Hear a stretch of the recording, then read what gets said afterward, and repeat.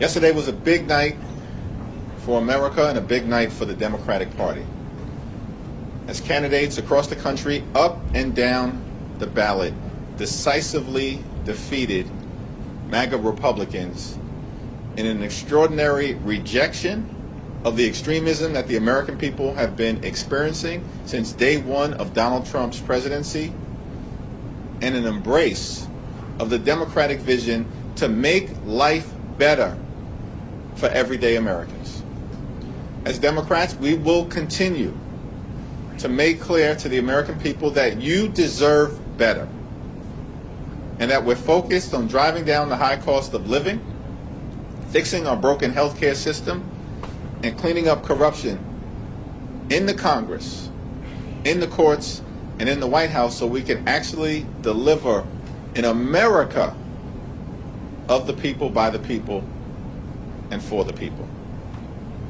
Democrats have all of the momentum in the world. Republicans woke up this morning and realized that they are no longer in a 2024 electoral environment. That's over, and they're done. They've lost any temporary progress that they've made with working class Americans. Gone. Any progress that they've made with the Hispanic community? Gone. Any progress that they've made with younger Americans? Gone. Because the American people have had enough of the extremism, enough of the lies, enough of the broken promises, enough of putting the wealth and the excess in the face of the American people. Most recently, what was on display down in Trump's luxury resort in South Florida, enough of the excess, the corruption, and the lack of focus on the issues that matter. Democrats in the House will continue to lead on the issue of affordability, will continue to lead on the issue of health care, and will continue to lead on the issue of making this great country the best version of herself. And our field general leading the charge in connection with what will happen next November when Democrats take back control of the United States House of Representatives is the DCCC chair, Susan DelBene. Thank you, Mr. Leader. Thanks everyone for being here, and thank you for your leadership just through this incredibly tumultuous time. Yesterday, from coast to coast, voters sent a resounding message that they reject the Republican agenda. They are raising costs on everything from healthcare, housing, utilities, their efforts to blatantly, and they rejected their efforts to blatantly rig the system to stay in power. Voters in California stood up and rejected Republicans' attempts to rig the midterm elections and deny people in California their representation in Congress. California was significant because it showed that voters won't let Republicans cheat their way to win. The passage of Proposition 50 is a victory for free and fair elections. It proved that the public understands what's at stake and that Democrats are fighting to level the playing field and respond to the outrageous and un-American attempt by Republicans to rig the elections. The Prop 50 vote also sends a message that while we didn't ask for this fight, that Democrats and the American people are ready and willing to fight back against this Republican scheme. Whether it's California, Virginia, Maryland, Illinois, or other states, we are prepared to fight back on every possible front, every step of the way. Last night's results also affirmed what we've been building here at the DCCC all year is the right recipe to win in 2026. In Virginia and New Jersey, voters overwhelmingly rejected the Republican vision that puts the wealthy and the well-connected over the needs of everyday families. It's a testament to the quality of candidates like Mikey Sherrill and Abigail Spanberger, our colleagues and now soon-to-be governors. They're both former red to blue candidates. They're former House frontline members that flipped their seats in 2018. For the midterms, we're recruiting the same types of candidates. House Democrats are running incredible patriots all over the country who are raising their hands to serve their communities. They come from different backgrounds, different walks of life, but they are all united in their shared singular passion to fight for their communities, to make a difference, to work to lower costs and to improve the lives of working families. And they are ready to work hard. We cannot take anything for granted, and our candidates are out there working hard for every vote. Meanwhile, Republicans are only focused on how they can bend the knee to Donald Trump and rubber stamp his disastrous policies. Now, I say a lot, and I will say it again because it's true. Our great candidates are the difference. They are the ones who make the difference in our mission to take back the majority. Great candidates actually take the time to listen to their communities. If Republicans were actually listening to their communities, they'd know that people are hurting, they are struggling, all because of the reckless Republican agenda and their harmful policies. House Republicans are wrecking our economy, and people are struggling day to day. They are personally feeling how bad the economy has gotten under the Republican trifecta. Groceries, utility bills, housing, health care, child care, everything is getting more expensive because of House Republicans. Trump and House Republicans promised on day one to lower costs, and they've broken that promise over and over and over again. It's going to cost them the House majority. All year we've been saying that Republicans are running scared, and last night showed us why. By every metric possible, we are seeing the American public sour on Republicans' disastrous record of broken promises. And it's why voters are going to reject them in the midterms. House Democrats have the better message. We have stronger candidates, more resources, and as we saw last night, a favorable political environment. The American people are with us. And that's a big, big reason why we're going to take back the majority in 2026. Thank you, and I'll open it up for questions. Mariana. Through line between the success we saw in Virginia and New Jersey and also down in New York is obviously the message of affordability is one that House Democrats have been talking about throughout the year.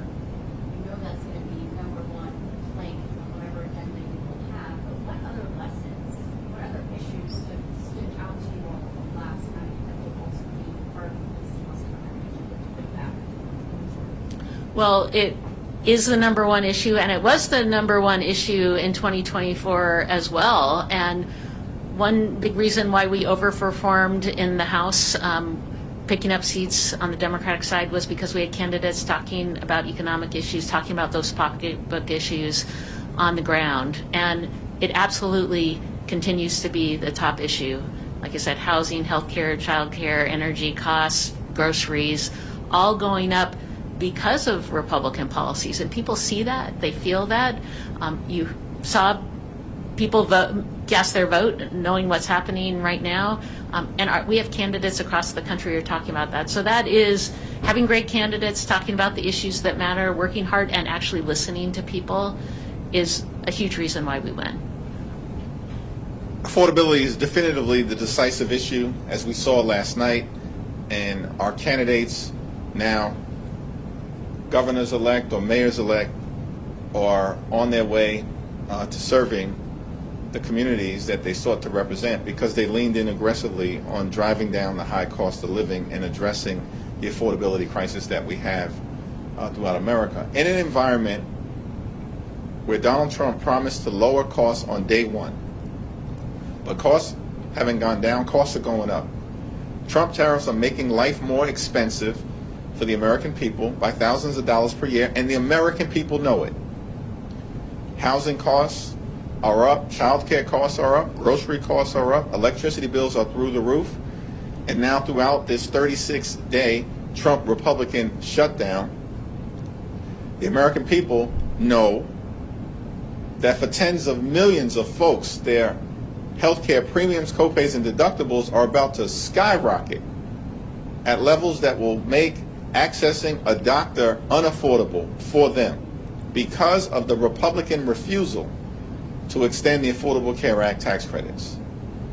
And so we're in an environment where Democrats are going to continue to lean in on lowering the high cost of living because America is too expensive right now, and continue to make clear that Republicans haven't done a damn thing to make their life more affordable. And in fact, they've done the opposite, which is to make life more expensive for working class Americans, middle class Americans, and everyday Americans.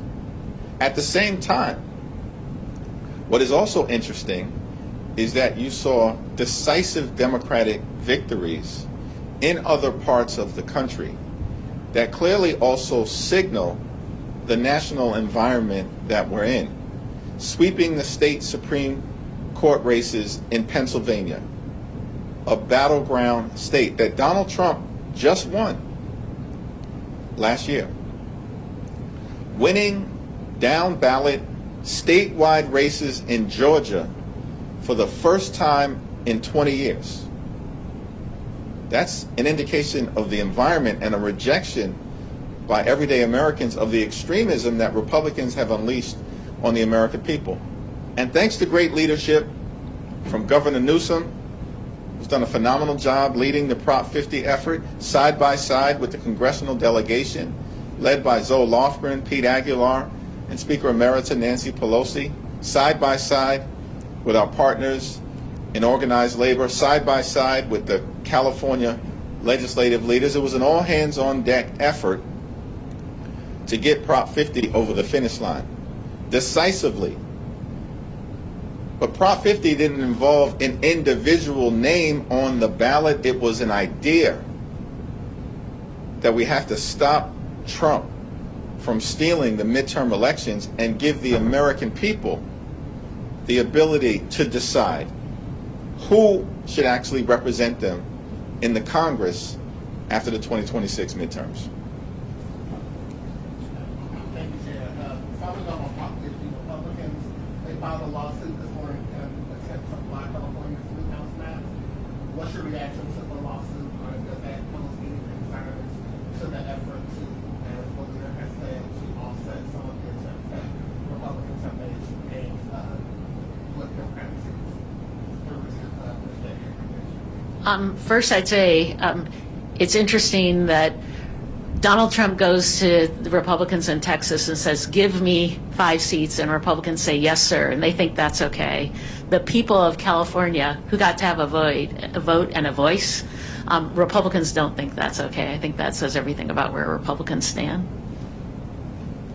It's a frivolous lawsuit. Everything that was done in California was done consistent with the Constitution at the state level, with the United States Constitution, and with Section 2 of the Voting Rights Act. Compare that to Texas, where everything was done to undermine the Voting Rights Act and violate the Constitution, because the 5 districts that were targeted by Donald Trump and Texas Republicans were all represented by African American or Latino members. All 5 that they want to wipe out as part of their effort to rig the midterm elections. And we expect that there will be a decision sometime soon from a 3-judge panel in Texas that might conclude that what was done by Texas Republicans was unlawful. And that's very different, as Susan pointed out, than what the people decided in California to make sure that they had a fair map that we would be determined by them as individuals, citizens of California, and not Donald Trump and his MAGA extremists.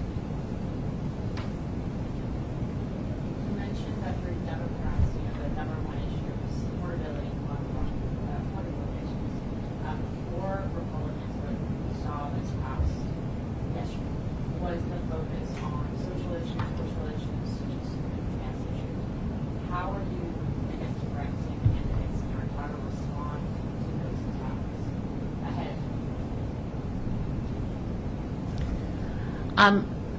Candidates talking to people on the ground, talking the issues that matter, taking issues head on. That's how we win in purple districts. And we have candidates doing that. You saw that with Abigail Spanberger and Mikey Sherrill in their races. Republicans have nothing to talk about. They are not talking to people about the issues. They're focused on the pocketbook issues that are impacting their communities. Mikey Sherrill, Abigail Spanberger, great examples, but across the board, talking about issues, taking things head on, and I think that's why their campaigns were so strong. And we saw this last cycle too, folks talking straight on to issues that Republicans were raising, talking to their communities, having authentic leaders who stand up for their communities. That's how we win. Abigail Spanberger focused on 3 issues: affordability, as it relates to housing and healthcare and utility prices. She focused on job creation in a state where Donald Trump and his administration have attacked the people of the Commonwealth of Virginia and have caused the economic growth that should otherwise be taking place to collapse, and that in fact is occurring under a Republican governor in Virginia as well. And then Abigail focused on the highest quality education for the children of the Commonwealth of Virginia. Abigail Spanberger focused on the issues that matter. Here's what Republicans did. They spent tens of millions of dollars trying to weaponize the transgender issue. It failed. And they spent tens of millions of dollars criticizing Abigail Spanberger for deeply inappropriate text messages that were sent by the Attorney General candidate, but not a dime in actually talking about what they would do for the people of Virginia, because Republicans have nothing but a failed track record and a bankruptcy of ideas. But that playbook failed spectacularly. In fact, the Democratic candidate for Attorney General won, and it wasn't even close by the standards of Virginia. 5 points, let alone Abigail Spanberger winning by 15. So this guilt by association playbook spectacularly failed because Democrats are staying focused on the issues. 2018, it was pretty controversial when the DCCC leadership got involved in primaries. There's a lot of crowded primaries for open Democratic seats right now. There's a lot of crowded primaries to take on vulnerable Republicans. There's a lot of insurgent candidates challenging incumbents. What is the DCCC's policy going to be when it comes to those primaries? Our policy is the same policy we've had since I've been chair. You know, we have great candidates running, sometimes multiple great candidates running in primaries, and they are going to work hard to earn support in their communities to differentiate themselves. We have, in a small number of cases, gotten involved. Janelle Bynum, one example last cycle, where we were involved in her primary in conjunction with, delegation, many folks supporting her campaign. But, in most of these cases, the voters are going to have a decision on who the primary candidate is going to be.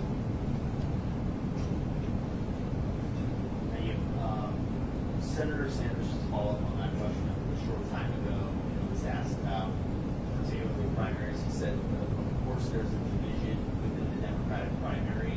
How do you guys think about some of these competitive primaries when it comes to trying to put forward a unified message going ahead? Well, the DCCC focuses on swing seats, defending our frontline incumbents, all of whom are on their way to winning re-election, and flipping red seats blue. And the DCCC has never gotten involved in primary dynamics that involve safe Democratic seats, and that policy has not changed. Thank you. Earlier today, President Trump said the shutdown had probably hurt Republicans in elections, especially in Virginia. I'm wondering if that gives you any encouragement that this could kind of bring Republicans to the table for negotiations to have a shutdown? The responsible thing to do, and this has been the case since October 1st, is for Donald Trump, Mike Johnson, and John Thune to sit down with Democrats on Capitol Hill who represent half the country so we can reopen the government, enact a bipartisan spending agreement that actually makes life better for the American people, including as it relates to driving down the high cost of living because America is too expensive, and decisively addresses the Republican health care crisis that is crushing people all across America.